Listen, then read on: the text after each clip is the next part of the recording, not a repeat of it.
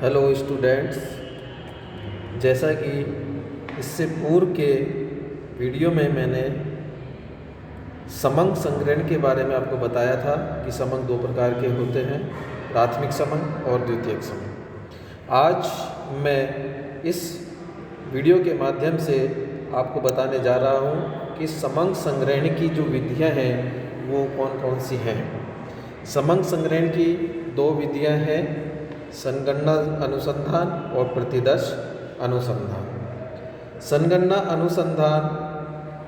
अनुसंधान के संपूर्ण क्षेत्र की प्रत्येक इकाई के संबंध में यदि जानकारी प्राप्त करना पड़ती है तो वह संगणना अनुसंधान कहलाता है।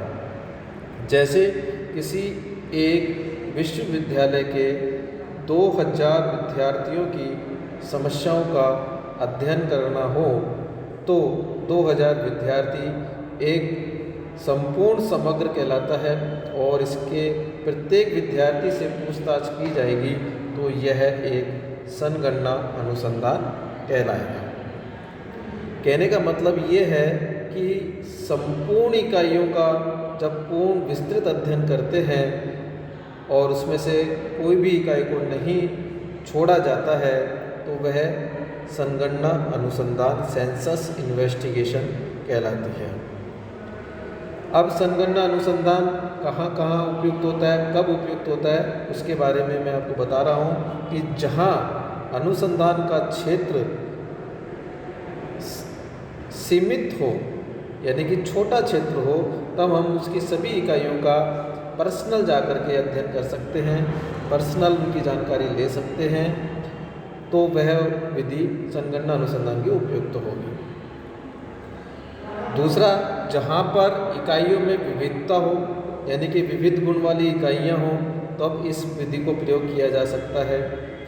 थर्ड है, अधिक शुद्धता की आवश्यकता हो यानी कि जहाँ हम प्रत्येक इकाई का जहाँ अध्ययन कर रहे हैं तो इससे क्या होता है कि जो हम जानकारी एकत्र करेंगे वो एकदम शुद्ध जानकारी हमारे सामने आएगी। तो इसलिए जहाँ पर शुद्ध जानकारी की, जहाँ शुद्धता की अधिक आवश्यकता हो वहाँ पर संगणना अनुसंधान उपयुक्त रहता है।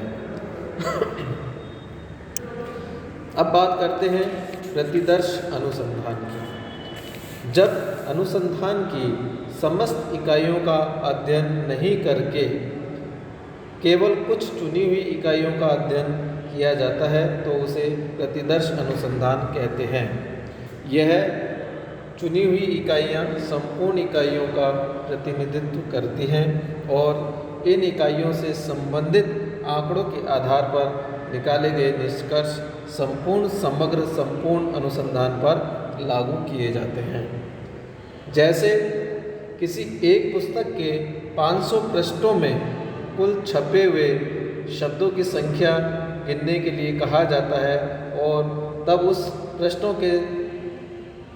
उस पुस्तक के सभी पृष्ठों के शब्दों को गिनने के स्थान पर कुछ चुने हुए पृष्ठों के शब्दों को गिन लिया जाता है तो यह एक प्रतिदर्श अनुसंधान कहलाएगा। अब बात हम करते हैं कि यह कब उपयुक्त होता है प्रतिदर्श अनुसंधान। जहाँ बहुत बड़े क्षेत्र में अनुसंधान करना हो वहाँ पर हम उस अनुसंधान के क्षेत्र की सभी इकाइयों का अध्ययन हम पर्सनल नहीं कर सकते, अतः वहाँ पर कुछ चुनी हुई इकाइयों का ही हम अध्ययन कर सकते हैं। अतः जहाँ पर क्षेत्र बड़ा हो वहाँ पर यह प्रतिदर्श अनुसंधान उपयुक्त रहता है।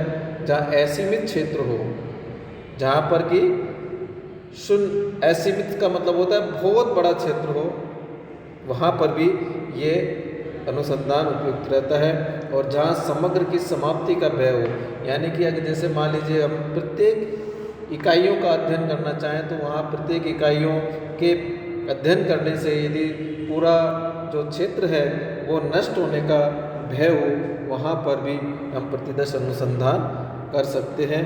और नेक्स्ट है कि समग्र की इकाइयों में सजातीयता का अभाव हो यानी कि समग्र की इकाइयों में विविधता पाई जाए, एक सजातीय न हो, तो यहाँ पर हम प्रतिदर्श अनुसंधान कर सकते हैं। आज के इस वीडियो में इतना ही। धन्यवाद।